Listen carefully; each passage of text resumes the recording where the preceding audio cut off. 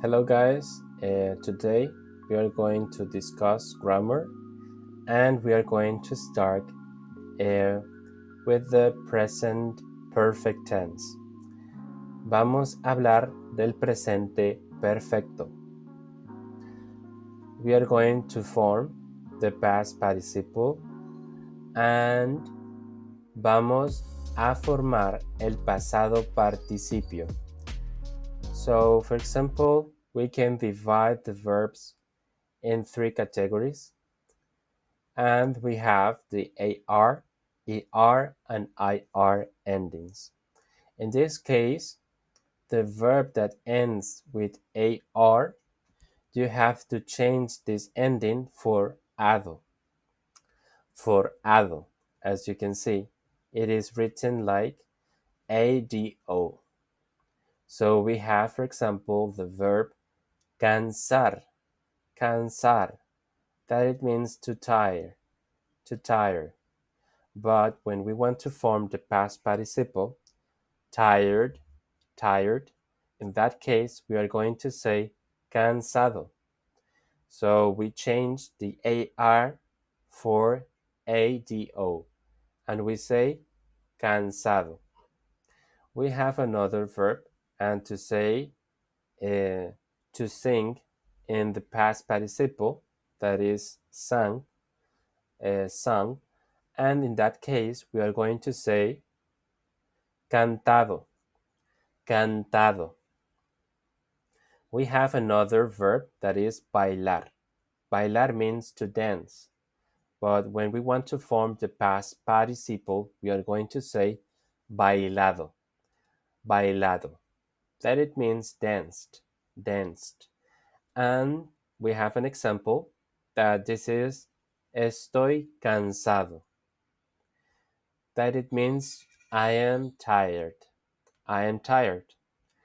And we have another part where we find verbs that ends with AR, I'm sorry, ER and IR. In this case, in these cases, we have to change the ER and IR, as you can see, for IDO, IDO. So in this case, we are going to say, for example, with the verb tener, that it means to have, and we want to form the past participle, we are going to say tenido, tenido. We have the verb to live, vivir, and we replace the IR ending for the part ido. Yo he vivido, vivido. And finally, comer, to eat. And to say the past participle form of the verb to eat, we are going to say comido, comido, that it means eaten, eaten. And for example, we have some examples here, and you can see, and no he comido, no he comido, that it means I haven't ate, I haven't ate. We have another case. In this case, we have to see, for example, when the verb has two vowels in the middle. So, for example, we have the verb leer. Leer have two E in the middle. So, because of that, when we replace the ER for ido, we have to use an accent mark in the letter I. So it's pronounced the same, but you just have to change the letter I for an I with accent mark because we have two letters, two vowels in the middle of the word. So we have leer, Leer, and we replace for leído, leído. Another verb that is caer, to fall down. And in this case, we are going to change the ER for ido. So you're going to say caído. And finally, we have the verb to laugh, reír, and we are going to replace the IR for the ending ido. So you're going to say reído. So we have leído, that it means to read. Read.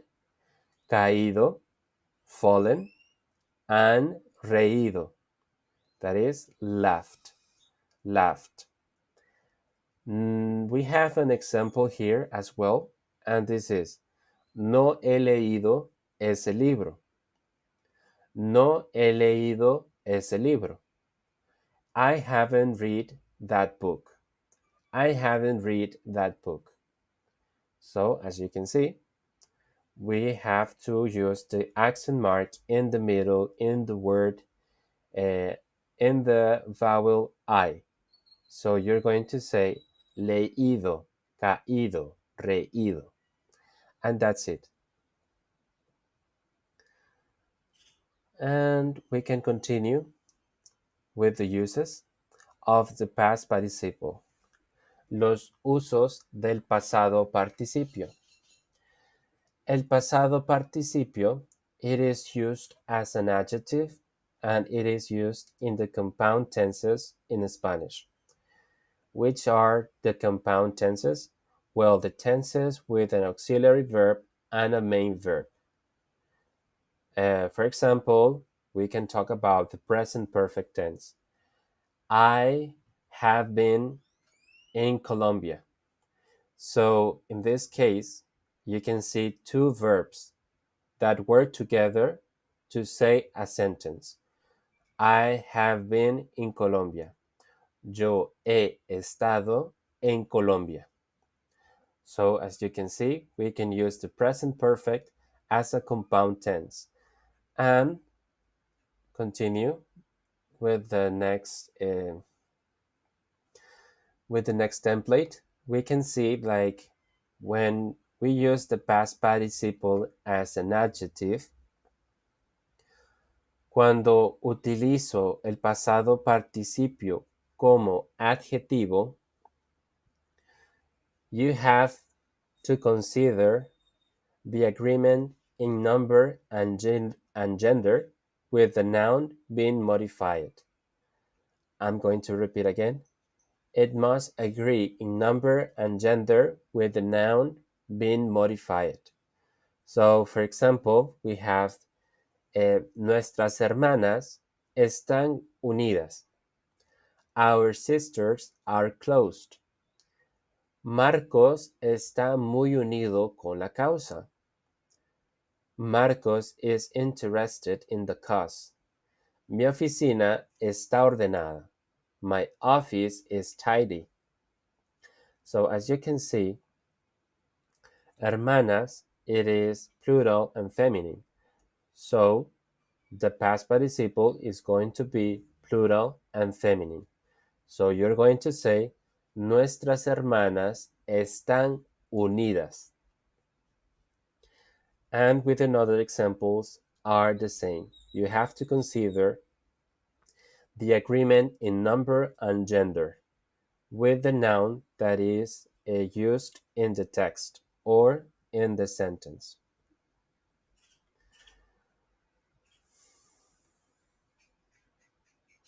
Also, to form or to do the present perfect tense, para hacer el presente perfecto,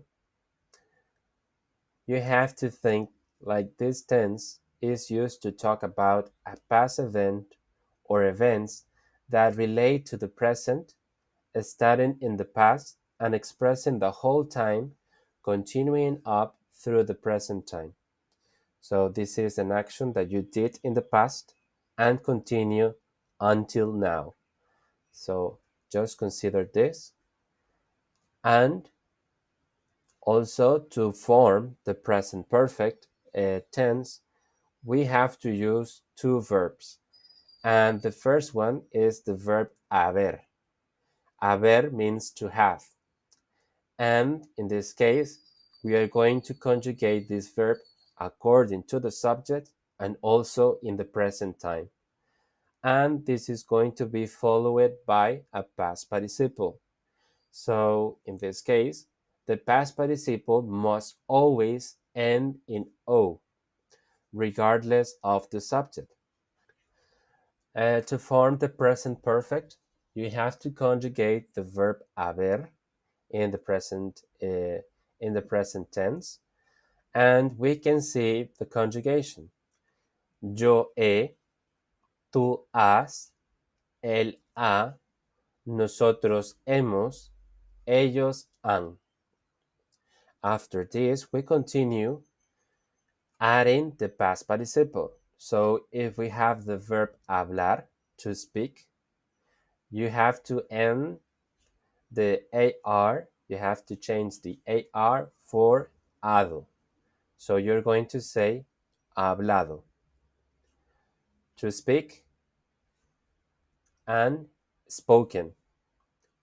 To speak, spoken. Hablar, hablado. Tener, to have, tenido. Had. Vivir, to live, vivido. Lived, lived. To live, lived. So we have some examples here. Hemos hablado con Laura. Hemos hablado con Laura. We have talked to Laura. We have talked to Laura. So, as you can see, we start with the verb hemos, haber, hemos, and then the past participle, hablado, and continue with the next part of the sentence. In this case, con Laura, to Laura. Nunca he tenido un perro. Nunca he tenido un perro. I have never had a dog. I have never had a dog. So, nunca he tenido un perro. And when we use negative words, we have to put it before the conjugation or before the verb.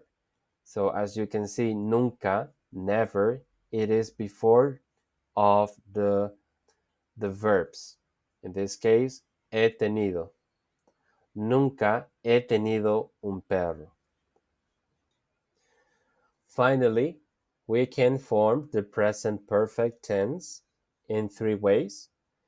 Podemos formar el presente perfecto de tres maneras: el afirmativo, el negativo y el interrogativo. We can form the present perfect tense in affirmative, negative, and interrogative. The first one, yo he hablado con María. Yo he hablado con María. The second one, yo no he hablado con María. Yo no he hablado con María. So in this case, the word no, it is at the beginning, before the verb. And interrogative, the last one. Remember, every question starts with the question mark and ends with another question mark, as you can see. So, ¿tú has hablado con María? ¿Tú has hablado con María? I wish you the best and see you the next time. Thank you so much for watching the video. Bye.